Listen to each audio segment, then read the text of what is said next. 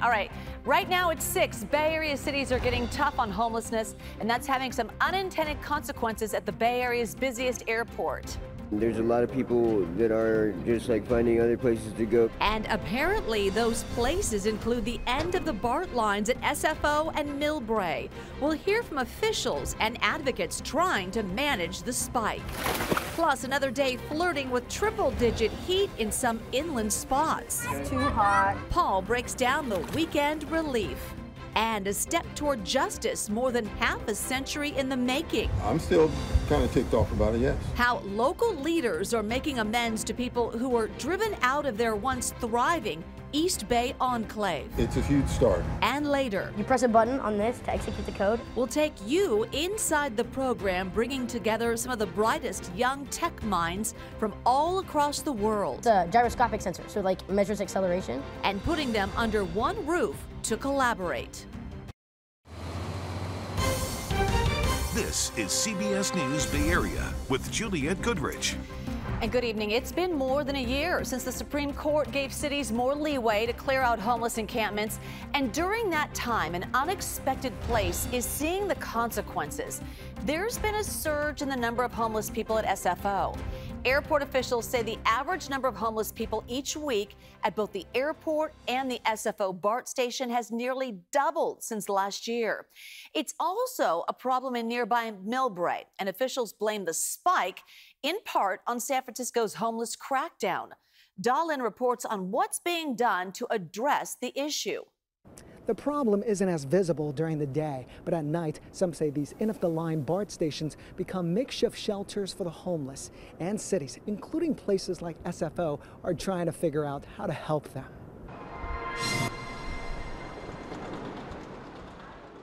Many BART riders, like Sharangun Adganbatar, credit improvements in the system to the new fare gates. I avoid taking it at night, so maybe it's like a different situation at night.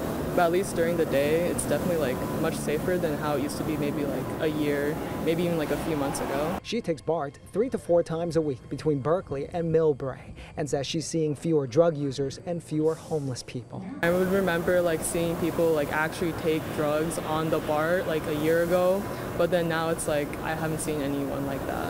While the problem isn't as widespread, it's still persistent. An SFO official recently told the Airport Board Commission that back in 2024, they were coming into contact with 222 homeless people a week at the SFO BART station. Now that number has jumped to 414, nearly double. She blames San Francisco's aggressive homeless crackdown for pushing people into neighboring cities. We found Spencer Jeffrey, an unhoused man from San Francisco, at the Millbrae station. They have been cracking down, and there's a lot of people that are just like finding other places to go. I think it's ridiculous. It's like homelessness is becoming legal. The issue isn't new. We interviewed Millbrae's previous mayor in 2023 about end-of-the-line stations dealing with homelessness. We get 30 to 50 of the unhoused pushed into Millbrae, turfed into Millbrae every day. Current Millbrae Mayor Anders Fong says the city is working with BART and other regional partners to reduce homelessness. Millbrae recently has, enacted an ordinance of no camping. And so that also put more tools in our toolbox so that our law enforcement official can help assist those who are experiencing long-term homelessness, chronic homelessness. Both the Millbrae and SFO stations are also partnering with social workers to connect homeless people to resources. What we are doing is strengthening our infrastructure so it's harder to get into the system without paying. And then once you're in the system, you're going to see a larger visible safety presence, both against sworn officers and the non-sworn officers. BART expects to finish installing new fare gates at all stations by the end of the year. The San Francisco mayor's office and SFO declined to comment on the story. Meantime, another day where inland temps reached well into the 90s and beyond, so it's not a surprise we saw people just cooling off in the pool at Heather Farm Park in Walnut Creek. And a live look outside from our cameras on Mount Diablo and Black Mountain. So there you have it. You can see the haze that has settled in. There is an air quality advisory in effect from some wildfire smoke coming from our north. So let's bring in Chief Meteorologist Paul Hagan with more. Hey, Paul. Yeah, those air quality advisories, that's what the Air District issues when the air quality isn't going to be a health health concern, but they just want to let people know that they notice it so they don't field a bunch of phone calls. Let's take a look at the temperature pattern from today, and we did have that inland heat once again. High temperatures climbed up on the hot end of the spectrum to triple digits, exactly 100 degrees in Fairfield, also 100 degrees in Livermore, and very close to that in Concord at 99 degrees. Contrast that to the coast, where the temperature topped out at 59 degrees in Pacifica, 60 degrees at Half Moon Bay, 66 in San Francisco, which is exactly where we're supposed to be for this time of year. Now, temperatures as we head through the upcoming weekend are going to return to closer to normal levels, even for inland parts of the Bay Area. Of course, we've been near normal around the Bay and at the coast for the past few days, regardless of the inland heat. That trend continues, but temperatures farther inland, well, anywhere from a few degrees above average in Concord to a few degrees above average in San Jose to very close to average high temperatures in Concord. Air quality isn't going to get any worse than the moderate category. You see those yellow dots on the purple air map. These update more frequently than the official EPA sensors, but plenty of green dots as well, indicating good air quality. We'll see even more of those as the onshore breeze strengthens. Talk more about that coming up in the full forecast in just a few minutes. All right. See you soon, Paul. Thank you. On to new fallout from the federal immigration raids at 2 marijuana grow sites in Ventura County. United Farm Workers say a man has died after being injured in a fall during the raid yesterday at a farm near Camarillo. Homeland Security says about 200 undocumented people were arrested in that raid and another one in Carpinteria. Today, family members returned to the farm to collect their items left behind in all of that chaos, and they shared how some of their friends got away from the agents. The other one did hide.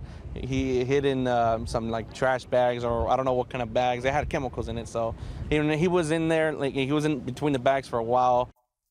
Federal officials say they found at least 10 children who were working in the warehouse.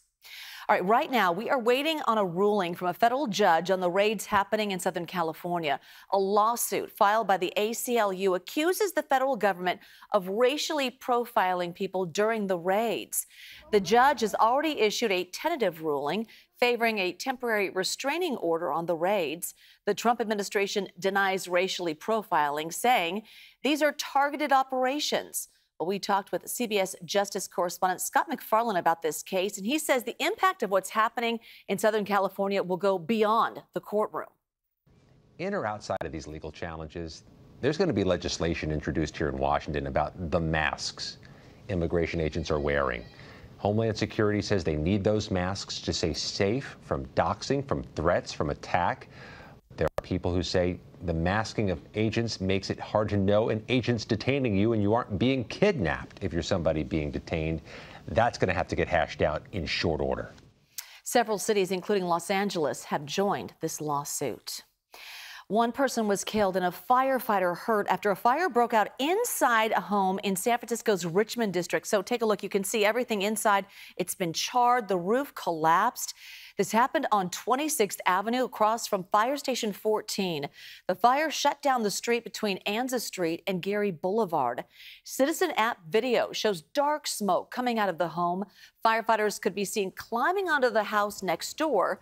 The fire was contained and did not spread to any other homes. There's no details yet on the identity of the victim or how this fire started. A long-awaited step toward justice may soon become reality for families forced out of their homes in a once thriving community in Alameda County. We're talking about Russell City. It was an enclave of Black and Latino families located in what is now part of Hayward, but what used to be a farm community is now mostly industrial space. Hayward and Alameda County officials preparing to approve reparations fund that could bring long overdue relief to those impacted by the neighborhood's demolition more than 60 years ago. Arlen Ramirez has the story.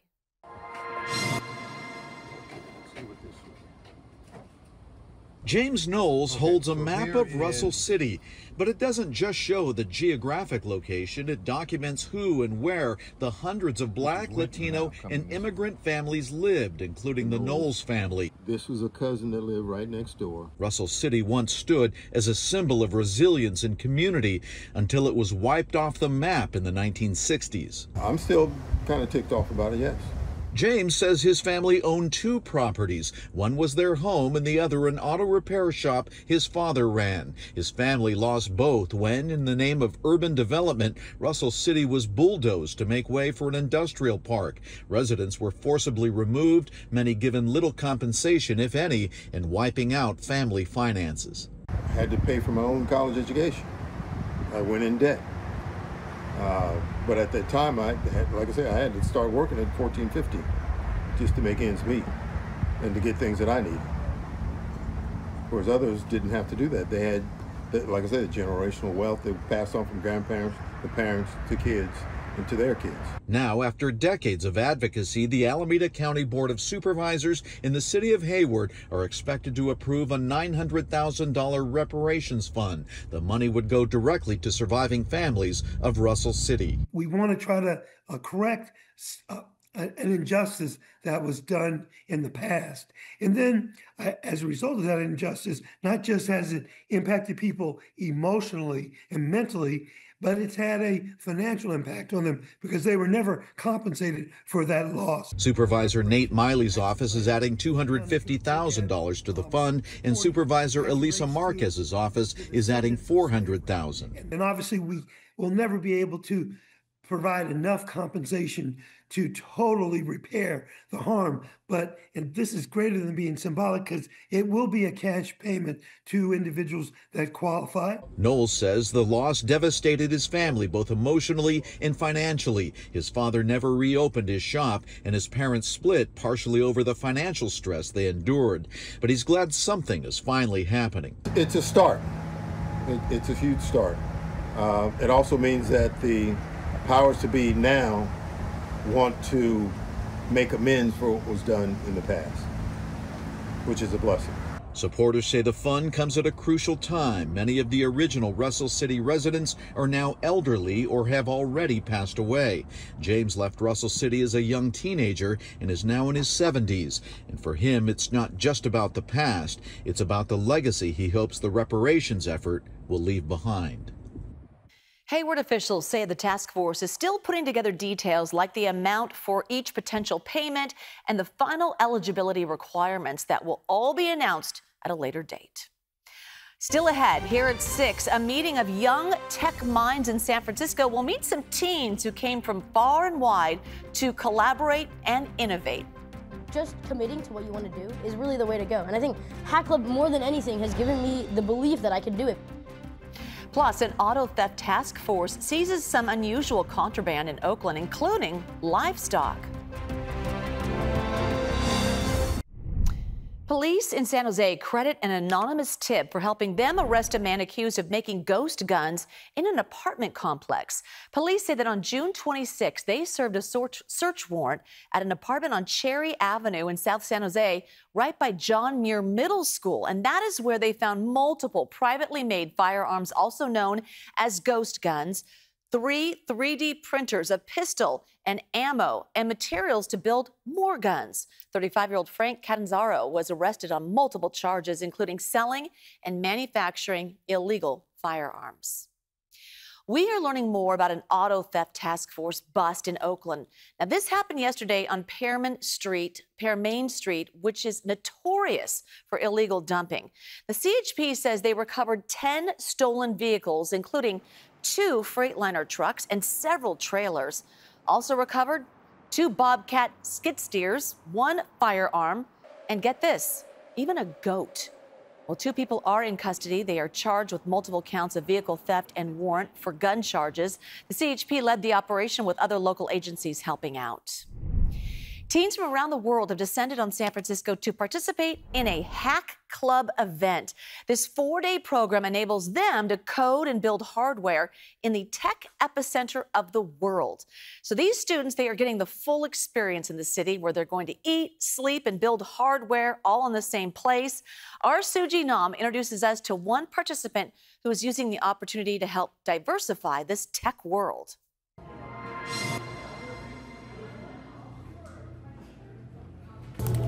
I'm building a tutorial for beginners so they can actually make their first PCB. A PCB is a printed circuit board. Meghana Madhuraju is 16 years old. It's a gyroscopic sensor, so it like measures acceleration. So I want to be able to put this on my bike, and I want this thing to be able to tell me if I'm driving smoothly or not. This rising high school senior is interning with Hack Club, a nonprofit organization that helps foster the next generation of coders and builders.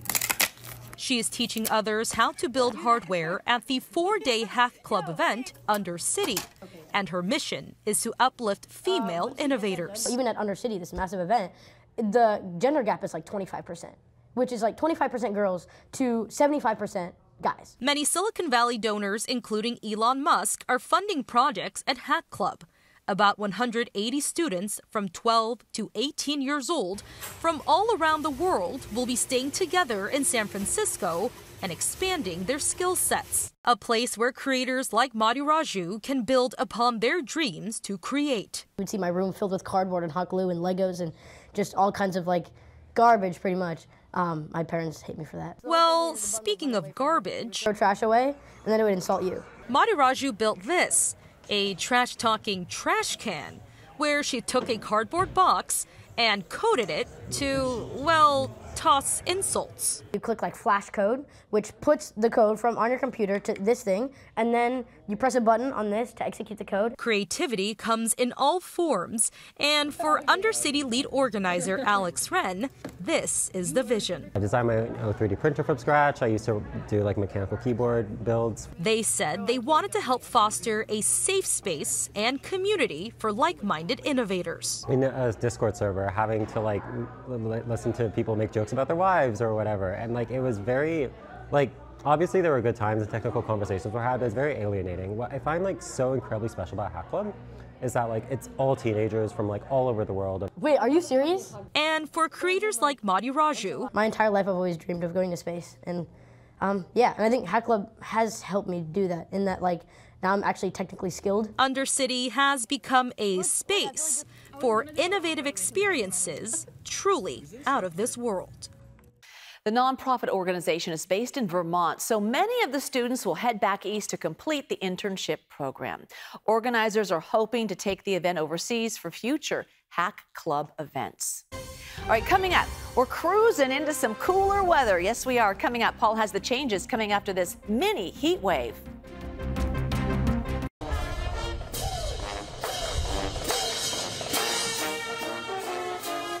All right, how cool is that? Check this out. Berkeley's marching band cruised into Pier 39 to celebrate the city's newest rocket boats. Gold Rush, one of the two boats, was christened at the ceremony this morning. And then later, our chopper spotted one of the boats. Look at this, just showing off its high speed on the water. The 30-minute ride gives passengers some unbeatable views of San Francisco attractions, including the Bay Bridge, Alcatraz, and Pier 39 Sea Lions. How fun is that? Nobody on the boat. Yeah, maybe, I know, that's a good one. Yeah. Well, they dropped the band off, and maybe he went back. He And, just did a or little she joyride around the bay. Yeah, something like that. That's not a bad, it's a good way to stay cool. Yeah. On a day that was hot again, inland. Inland for sure. Yeah, up to around 100 degrees, but that's pretty much it for the inland heat wave. All right. We're going to retreat to closer to normal temperatures as we head into the second weekend in July, and part of the reason is the behavior of the marine layer. Let's take a look at the satellite replay, and you can see all of that marine stratus that is going to be pushing across the bay and making a bigger intrusion into the inland valleys by early tomorrow morning. Now, farther up to our north, there are some kind of fainter looking clouds. Those aren't actually clouds. Those are the smoke plumes from the Green Fire and then the Orleans complex. They're both burning in Northern California, and some of that smoke has been drifting down into the skies over the Bay Area. But while we've seen it on the horizon, kind of that little smudge of brown, the ground level air quality has largely remained fine, no worse than the moderate category, and that's likely to remain the case as we head through the weekend. In fact, as the onshore breeze gets stronger and stronger, we should see good air quality across most of the Bay Area by Sunday, Monday, and Tuesday, with even cooler temperatures kicking in by Tuesday and Wednesday of next week. Right now, there is the fog. It's still a compact marine layer because of the weight of the atmosphere on top of us, and that's why inland temperatures, at least in the East Bay, are hot. 93 in Livermore, 94 degrees in Concord. But it's not as hot in San Jose and Santa Rosa. You both retreated down into the upper 70s. It's only in the 60s in San Francisco and in Oakland. We had a 40-plus degree temperature spread from the coast to inland once again today. We'll narrow that down a little bit as we head into the upcoming weekend. So let's take a look at the local map and track that fog as we head through the rest of tonight Again, as the heat dome retreats away from us, the fog is going to get a little bit deeper, and it's going to be able to overcome some of the terrain obstacles and make a bigger push into the inland valleys by early tomorrow morning. But once the sun comes up, it doesn't take long for that fog to retreat to around the bay by mid-morning, and it'll make it back to the coast by midday. Not really going to pull away from the coast to any extent, so your temperatures aren't going to change at all compared to where you've been for the past several days. It's not going to be as hot inland, though. Let's check out the numbers. Temperatures climbing up to the mid-80s again in San Jose, just a degree or two cooler. The southwesterly wind being largely blocked by the Santa Cruz Mountains, and still above 90 in Morgan Hill, but not as far into the 90s. Temperatures still mostly in the 90s east of the Oakland Hills, but upper 80s for Fairfield and Concord, low 90s for Antioch and Livermore, with temperatures around the bay, a mix of 70s and 80s.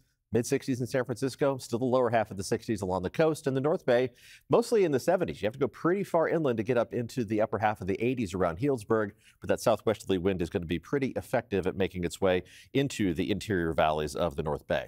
Let's take a look at the 7-day forecast, and again, the inland heat, it's over. Temperatures are still going to be a tiny bit above average Saturday, Sunday, and Monday, but then back to almost exactly normal Tuesday and a stretch of below average temperatures for Wednesday and Thursday. But like our latest heat wave, it's also going to be pretty brief. We just are reluctant, it seems like, to deviate for too long from average temperatures so far this summer, which is fine. If we can avoid that extreme inland heat, we'd like to kind of avoid that for as long as possible. Baseline temperatures just hovering within a degree or two on either side of 70, and temperatures at the coast staying right around or just above 60 degrees with plenty of fog and low cloud cover to go around. Jules? All right, Paul, thank you. And when we come back, the great cause that has these people dropping down the side of a San Francisco high-rise.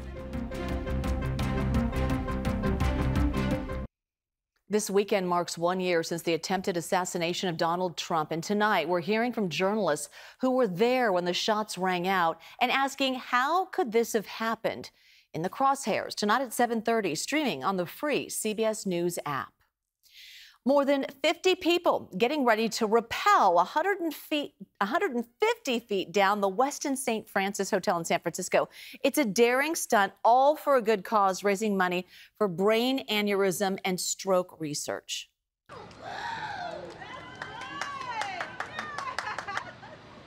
Oh, they made it down safely, thank goodness. Fable is one of those participants who was rehearsing the 14-story descent today ahead of the main event tomorrow. Oh, okay. Getting a little shot at it before the real deal. They tell us what it's like to make that drop despite having a long-standing fear of heights. Oh, gosh.